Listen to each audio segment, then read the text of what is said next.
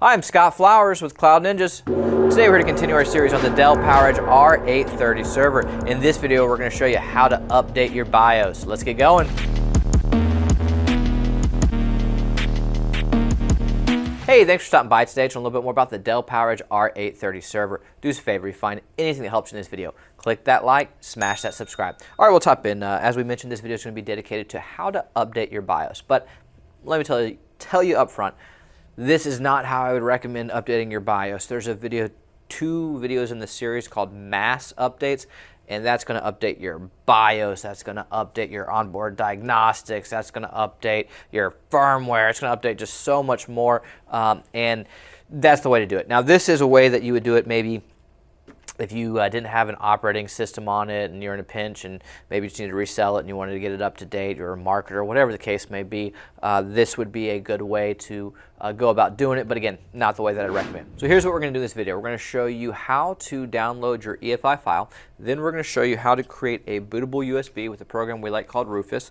Then we're going to show you how to upload that file or that EFI file to your bootable USB. Then we're going to show you step-by-step instructions on how to run the BIOS update. So let's just hop into all the good stuff. All right, so what we're going to do now is show you how to update the BIOS step-by-step instructions for your server. So the way we're going to do it is, if you do not have an operating system, this is just a quick and easy way to update your BIOS, assuming that you don't have a hard drive or maybe you don't have a network connection. This will only require a USB thumb drive and a computer that does have internet access. All right, so now we're going to download the BIOS EFI file. So in order to do this, we are going to head over to Dell.com and we're going to hover over the Support tab and click Support Home from the drop-down menu.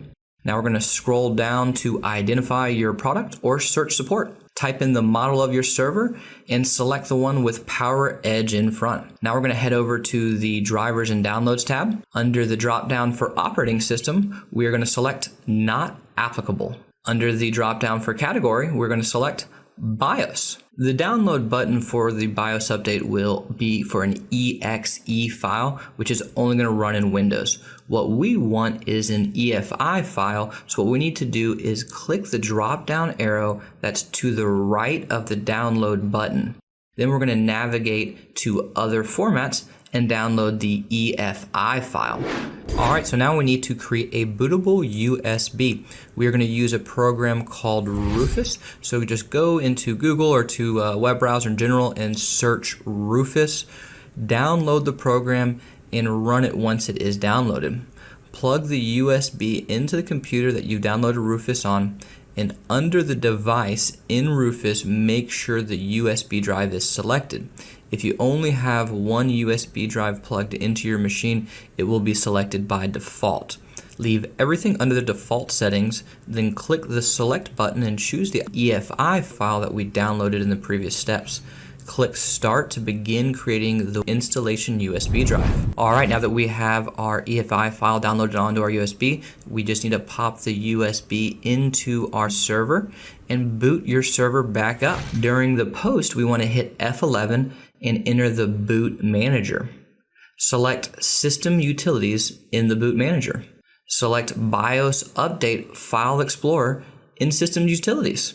Select the USB drive in the BIOS Update File Explorer. Now you're going to actually see the EFI file. You're going to want to select the EFI file to start the BIOS update.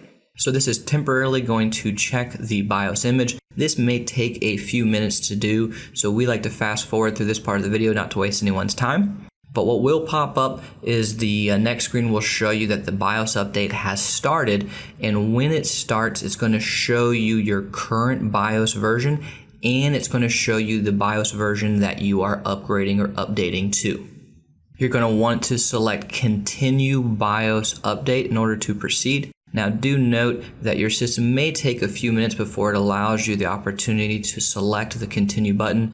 Do not worry, this delay is normal. It's just part of the process. Your system is updating the BIOS, so it will take a few minutes in the background for everything to get done. Well, hey, if you found this video helpful, do us a favor, click that like and smash that subscribe. And if you're looking for any custom built Dell, HPE, Supermicro, IBM, Cisco, we sell new and we sell used, and we would love the opportunity to earn your data center or your home labs or business. Please email us at sales@cloudninjas.com. That's sales@cloudninjas.com. Thanks for stopping by, guys. Take care.